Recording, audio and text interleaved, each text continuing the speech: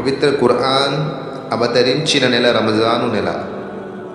మానవులందరికీ ఆ గ్రంథం మార్గదర్శకం. రుజుమార్గం చూపే, సత్య అసత్యాలను వేరుపరిచే స్పష్టమైన ఉపదేశాలు అందులో ఉన్నాయి. కనుక ఇక నుండి రంజాను నెలను పొందే వ్యక్తి ఆ నెల అంతా విధిగా ఉపవాసం ఉండాలి. కానీ వ్యాధిగ్రస్తులైన వారు లేదా ప్రయాణంలో ఉన్నవారు ఆ ఉపవాస దినాలను వేరే దినాలలో పూర్తి చేయాలి. అల్లాహ్ మీకు సౌలభ్యం కలుగజేయాలని అభిలషిస్తాడు. మిమ్మల్ని కష్టపెట్టాలనే తలంపు ఆయనకు లేదు.